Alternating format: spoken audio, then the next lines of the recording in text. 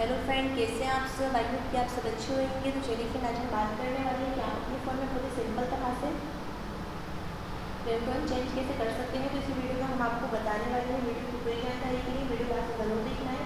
अगर आपने अभी तक हमारे चैनल को सब्सक्राइब नहीं किया तो आपसे रिक्वेस्ट है कि आप हमारे चैनल को सब्सक्राइब कर लें। बहुत सिंपल स्टेप है जो आपको देखनी है, फॉलो करनी है। आइए वीडियो स्टार्ट करते हैं। आप अपने फ़ोन में रिंगटोन चेंज सेट करने के लिए सबसे पहले अपने फ़ोन की सेटिंग को ऑन करेंगे। सेटिंग ऑन करने के बाद में यहाँ से आपको काफ़ी सारे ऑप्शन देखने को मिल जाते हैं, जिसमें से यहाँ से आपको एक ऑप्शन देखने को मिल जाता है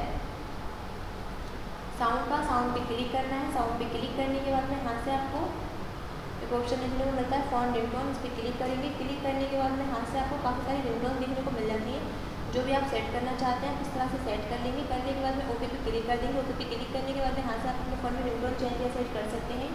आई होप कि आपको वीडियो अच्छी लगे। वीडियो अच्छी लगे तो वीडियो को लाइक करें, शेयर करें। चैनल पर नए हो तो चैनल को सब्सक्राइब करें। मिलते हैं अगली नेक्स्ट इंटरेस्टिंग वीडियो के साथ। तब तक के लिए बाय एंड टेक केयर।